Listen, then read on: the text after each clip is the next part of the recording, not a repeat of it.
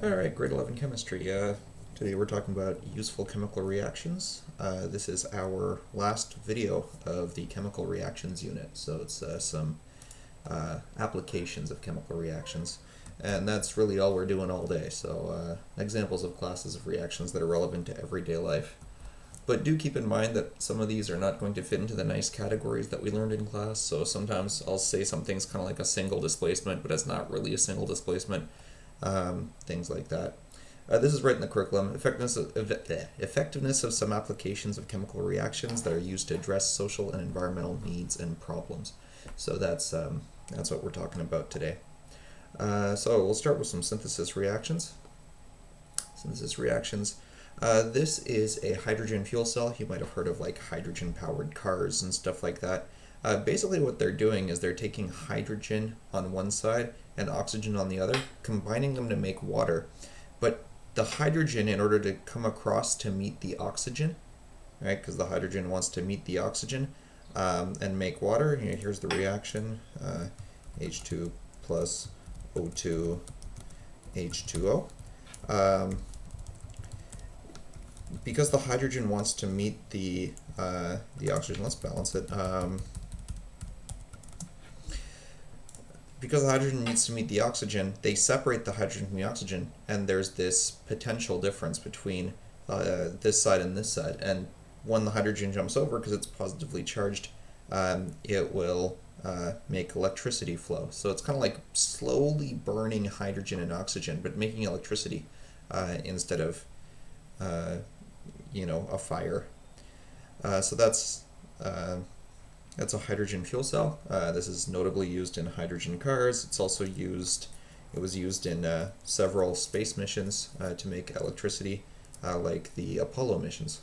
So the ones that went to the moon, they had hydrogen fuel cells to make their energy. And water at the same time, right? They got their drinking water out of this hydrogen fuel cell, which is kind of cool. A similar example is the aluminum air battery, which does the same thing, but with aluminum and the oxygen in the air. And aluminum releases a lot of energy when it combines with oxygen. So these are actually very, very, very energy dense. They will slowly make aluminum oxide, so basically aluminum rust. And then you can take the aluminum rust and regenerate the aluminum by recycling the aluminum back out. And then you make a new aluminum air battery and you can just kind of recharge it. It's pretty cool. So those are considered maybe a possibility for something like electric airplanes, because they're so energy dense. It's really, really neat. And then here's another neat example. Cars have catalytic converters inside them. There's this catalyst bed under the car, and the exhaust comes through the catalyst bed, and it stays pretty hot. And in there you get a bunch of different reactions, but one of those reactions takes carbon monoxide and combines it with oxygen to make carbon dioxide. So, takes away that toxic carbon monoxide that we've talked about from combustion reactions, turns it into less toxic CO2. Right? So that's catalytic converters. There's a bunch of other stuff that happens in a catalytic converter as well, reactions with nitrogen gas and things like that try to reduce those toxic byproducts of burning gasoline. So yeah, catalytic converters are kind of cool. Here's another addition reaction. It's polymers, a polymerization reaction. This makes plastics. So plastics. Here's styrene, and it chains together to make polystyrene, which is styrofoam. I used to have a styrofoam cup around here. Here we go. There's a styrofoam cup. That stuff is made out of this stuff, and that is just a repeating chain of these styrene monomers. Another example is PVC, which is used in a lot of pipes. This is actually invented by accident, one of those invented by accident things, where there were these people that had a stockpile of acetylene gas, because back in the day they would use acetylene gas for lamps, for gas lamps, but then electric lighting came along and became way cheaper, so they had a bunch of acetylene left over. So they were like, hey, let's figure out what to do with it, make it useful. So one of the things they did with it was reacted it with HCl, with hydrochloric acid, and that was an addition reaction technically, but it was a synthesis, right? C2H2 plus HCl, you got C2H3Cl, so the HCl just kind of added on. right? It's a very clear synthesis reaction. Two things became one thing. And then they made this vinyl chloride stuff, and they were like, that's kind of useless, and they stuck it up on a shelf. And then while it was on the shelf, it polymerized. It did this thing, which it means it added to itself. It synthesized with itself, and it made this polyvinyl chloride. They never found a good use for it, and they just kind of reported their findings and then left it alone. And then something like 10 years later, the patent expired, and then the year after that, some other person found out that it would make really good shower curtains. And so PVC started as shower curtains. It was kind of neat. So yeah, these guys almost made a bunch of money off of this thing from their gas lamps that they had a bunch of extra acetylene, but no. Some other guy made all the money off the shower curtains, off the plastic shower curtains. Yeah, and then one more, which is near and dear to my heart, is ocean acidification. This is kind of a sad story. We're increasing the CO2 levels quite badly on Earth, and CO2, when it meets H2O, makes H2CO3, carbonic acid. So the oceans are actually absorbing a bunch of our CO2, and they're absorbing about 25% of the carbon dioxide that we emit. And that's making the oceans more acidic, and lakes and rivers and any kind of water, right? And so that's bad for the fish, because the fish like a certain pH. It's bad for corals. It's bad for anything that makes a shell, because the acid will dissolve the shell that they're making. Yeah, just not great. But it is a synthesis reaction that is causing it. So that's something that environmentalists are really concerned about. It's just bad, but it is a synthesis reaction, which matches our curriculum. I'm going to move on to decomposition reactions. They're a little bit more fun. So let me pause. So decomposition reactions. Here's one that's the monomethyl hydrazine thrusters that are found on certain spacecraft. This is the propellant, N2H4, and it runs through a catalyst bed, which is just kind of fancy metals that let the decomposition take place at a lower temperature. And out comes N2 and H2, which are gases. If we balance this thing, it gets interesting. Make 2H2. But it's a bunch of gas that comes out, and that gas poofs out, and then that pushes the spacecraft around. And you can see that kind of thing happening in this video of 60 meters away from the station. Of the cargo dragon docking. You can see the poofs of monopropellant coming out. I think it uses monopropellant for its RCS system. I'm not actually 100% sure if it's using hydrazine or not, but yeah, that's just kind of neat. You see all those little poofs. I'll have that video down in the description. It's very sci-fi. It's very cool. So hydrazine is good for thrusters. Old rockets actually used to use hydrogen peroxide, extremely high concentrations of hydrogen peroxide, and you could actually make a rocket out of it. Here's another decomposition that's kind of popular. Potassium nitrate decomposes to make O2. That oxygen can then combine with whatever and burn things very quickly. So people make sugar rockets by taking potassium nitrate and sugar, mixing them and burning it, and then you get this kind of rocket, which is pretty cool. Hard to get, though. Hard to get potassium nitrate these days because people used it to blow stuff up. And it's also an ingredient in gunpowder because the same decomposition will make a bunch of oxygen for the gunpowder to blow up really good. It's kind of cool. Baking uses bicarbonates, right? So baking soda is NaHCO3 rather, sodium bicarbonate. Decomposes with heat to sodium carbonate, carbon dioxide, and water. And the carbon dioxide is the thing that fluffs up whatever you're baking. So here's some muffins. This muffin, baking soda. This muffin, no baking soda. This muffin, baking soda. This muffin, no baking soda. So you can really see that the CO2 release has pumped up the baked goods. And then here's another example of a catalytic decomposition. This is nitrous oxide, and it'll decompose to just nitrogen and oxygen, which this is not great to release if you've got it getting released in a car. But N2 and O2 are, large components of the atmosphere, and they're completely not toxic. So this is much nicer. So people are working on reducing the nitrogen emissions of cars by decomposing it into N2 and O2. So kind of a useful chemical reaction, which is exactly what we're talking about.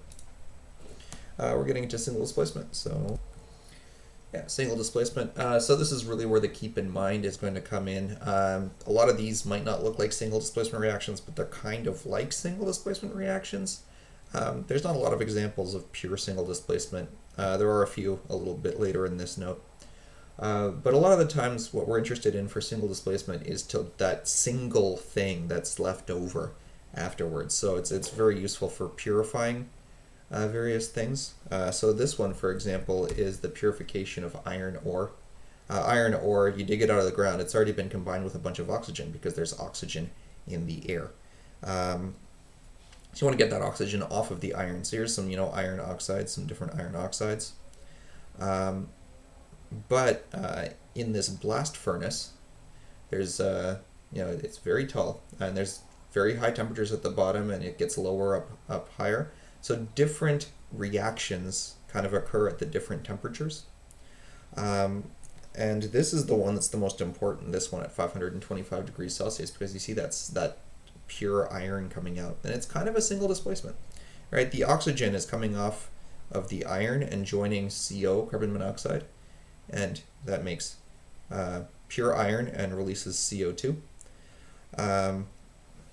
You see above it that there's other kinds of single displacements going on that are turning the iron into different iron oxides. And below it there's like synthesis and stuff happening that's making the CO, making the carbon monoxide itself. And then the molten iron comes out the bottom. And slag, which is just a mix of random stuff, comes out the other side. I've actually got some slag here in my house, and it's kind of cool looking. So that's blast furnace. So some of these look like single displacements, especially up here, where the oxygen is kind of jumping between the iron and the carbon. So it's kind of like a single displacement.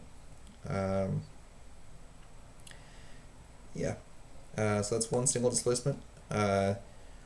Other examples are batteries. Certain types of batteries are using single displacement reactions. So, something like this little alkaline battery that I've got is non-rechargeable. It's an alkaline battery. And here are the reactions for that alkaline battery. Right? Here's the overall reaction down here. You can see the zinc starts alone, and then it gains an oxygen. So the oxygen kind of jumps from the manganese dioxide over to the zinc. So it's kind of like a single displacement, right? The oxygen is jumping over, leaving zinc oxide and this thing, which is a different thing. And that releases energy, and that's what the battery is using to give the electrons a kick as they go through the circuit. That's kind of neat. Yeah, so that's alkaline batteries. They use single displacement. Let's get to some real single displacements, though. Thermite. Thermite's a very common one to talk about. Iron oxide and aluminum becomes aluminum oxide and a liquid iron. Very, very hot liquid iron. This is the thermite reaction. I'll have a link to a video of this down below. And, please watch it. It's really cool. They use it to weld railroad ties together, because this is a powder and this is a powder. And they don't start the single displacement until they get heated up to like 1,000 degrees. So they're very, very stable. You can transport them wherever because they're just powders. And then with this apparatus, you just heat them up with a fuse, and then they release a bunch of molten iron that you use as welding for the railroad ties. So this is it in action here. On this side, though, you can see that little bit of silver. That's the molten iron from the last time they did it. That's now holding these two railroad ties together. So yeah, they just move on down the chain when they're building new railroad tracks, and they're using thermite to weld them together. This way you don't have to transport a bunch of like compressed gas and welding materials and stuff. It's just this big shoe thing and some powders, and you're good to go. That's thermite. And then metal purification. This is an interesting place. This is Berkeley Pit. Berkeley Pit. It's in Montana. It was an old copper mine. It was a very, very, very good copper mine. Lots of copper. But then the copper ran out, and they abandoned it. And the water kind of seeped in. And the water picked up a bunch of the old metal that was in the mine. And got really, really, really, really toxic. So toxic that at one point something like 300 birds landed in that water to take a break, and all the birds died. Now they have to scare the birds off with like fireworks and stuff like that when they're migrating. But yeah, it's so polluted now. There's so much copper in the water that for a while there was a company that was extracting the copper directly from the water itself. It was pumping the water out, putting the water into a different pit where there was a bunch of iron, and then you get this reaction where the iron would displace the copper, the solid iron would displace the aqueous copper, get aqueous iron and solid copper, and then the copper was worth more than the iron, so they were able to make money by extracting the copper out of the water itself, and then they just put the water with the iron in it back into this pit. So for a while there was actually like a little waterfall from the outflow. This place actually has a viewing area, so they charge admission, and there's a viewing area, and you can go and look at this horribly polluted old mine, I guess. Yeah. So that's a single displacement reaction. They're purifying this copper out of this mine water. Of course, they're replacing it with iron, which is not great, but hey, what you gonna do? Hey, double displacement. So double displacement, water treatment. Particularly, this is the precipitation part of double displacement. You can see here that they're adding something called a coagulant. And there's the impurities, and then you get your kind of ions recombining in whatever possibility that they can recombine in, and they settle out as a precipitate. So that's a common step in pretty much all water treatment plants to get rid of certain things.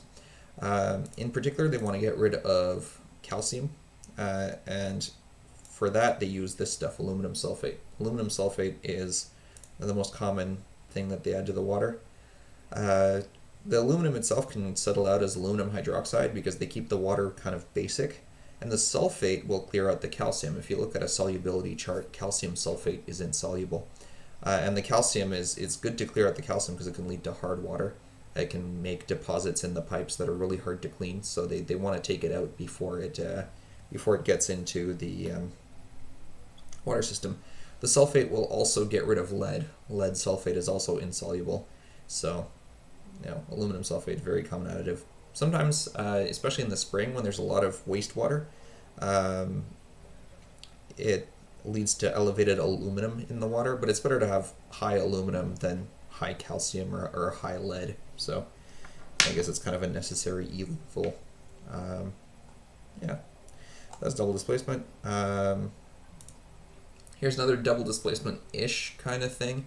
This is neutralization. Lakes. Lakes are getting acidified from this reaction, right? They're getting acidified, and from acid rain and stuff like that we've talked about before. But our lakes here in Ottawa, they're actually pretty resistant to this because of the limestone in the bedrock. Limestone is calcium carbonate. And they're very resistant because the limestone will act as a base. It will dissolve into the water as calcium and carbonate. The carbonate will combine with water to make hydroxide. The hydroxide will neutralize the acid, and you just end up with a bunch of bicarbonate in the water. So our lakes are pretty resistant to acidification, but other lakes aren't, especially if their bedrock is like granite or anything like that. And so what they do sometimes to keep the lake, to make sure the lake doesn't acidify too much, is they'll literally dump a bunch of limestone into the water. This is called liming the water. So this is a helicopter that's actually just dumping full-on limestone, limestone powder into this lake, and then the theory goes that the limestone will now act as the rock, and it will neutralize some of the acidity of the lake. This is important to keep the fish happy and stuff like that. So yeah, that's something that actually has to happen in certain places to protect against acid rain and acidification. Yeah, even our lakes, because they're relatively immune to pH change, but they do get eroded very quickly because of it, because their bedrock is constantly getting eroded as it turns into a base to neutralize that acid. Yeah, that's double displacement. Our last section here is combustion. Combustion. Right, so combustion's our last section. And this is kind of cool. This is actually on the space station. This is an astronaut. This is a space station. This is a crazy chemical reactor that they have. It's called a Sabatier reactor. This is a Sabatier reaction. And this is the reaction here in green. It's carbon dioxide, which is produced on the space station when they breathe out. It's carbon dioxide plus hydrogen, just H2, which comes up from their water supply, because they're making hydrogen when they're creating oxygen. They take their water and they use a decomposition to turn into hydrogen and oxygen. They use the hydrogen to react with CO2 in this Sabatier process, and it makes methane, which is kind of useless, and water. So the methane, I think, gets either vented overboard or it goes through another reaction to recuperate the hydrogen so that they can take the hydrogen and put it back in. And water, so they get the water back out, they take care of some of their CO2. It's a very useful reaction. This reaction, they're also hoping to use it to create rocket fuel on Mars and on the moon and stuff, because there's CO2 on Mars. The atmosphere has CO2 in it. You can find H2 if you find water. And then you can make methane, and methane is fuel, rocket fuel. And then you take the water and you can turn it into oxygen. And you've got your fuel and your oxidizer, and you can take back off of Mars and stuff like that. So that's kind of a cool process, a very cool closed loop. An interesting application of chemical reactions. And then there's the combustion itself. We talked about complete and incomplete combustion. So here's a chart that compares coal and natural gas in terms of how much CO2 it emits per kilowatt hour of electricity generated. You can see that coal releases a lot of CO2 for the amount of electricity that it generates, but natural gas doesn't. Natural gas releases, less than half. This is almost at 1,000 grams of CO2. This is just past 400. So, it's 40% of the CO2. So you're still releasing CO2 to make electricity, but it's a lot better. So natural gas is a much better electricity source than coal is in terms of efficiency. And that's because natural gas is this CH4 stuff. It's very small, it's a gas, it's very easy to mix with oxygen. You get very complete combustion, and it's very, very, it's very high energy release. Meanwhile, coal is like a bunch of carbon in all kinds of shapes and sizes, and it's hard to make a good reaction with it. So you end up releasing more CO2. You get less energy out of your coal than you do out of natural gas. And so a lot of places are switching over from coal to natural gas, especially in America. And that has led to a lot of the CO2 improvements in America in recent years. It's not that they're using less fossil fuels. They're switching over to better fossil fuels, essentially, right now, because of fracking. They came up with fracking. They got cheap natural gas, and so now they can use that for electricity instead of all the old coal that they have around. So yeah, it's not great. You're still releasing CO2 to make electricity, but it's better than coal. So yeah, that's kind of cool. That's it for today. A little 25-minute lesson. These will probably come up in the application section of a test, but it's useful. Just as a reminder, what we're interested in, we'll go right back to the start here, it was the effectiveness of some applications of chemical reactions that are used to address social and environmental needs and problems. So all of these have some kind of social or environmental need or a problem. The need could be just, we need pure gold or pure copper. The problems are like the lake acidification and you're using limestone, or reducing CO2 emissions by using natural gas instead of coal, or the aluminum air battery, which can be easily recycled. So yeah, hopefully that was an interesting lesson. Have a look in the description for some of those bonus videos like the docking of the space thing, or that open pit mine. Other than that, I will see you guys in class. Thank you very much.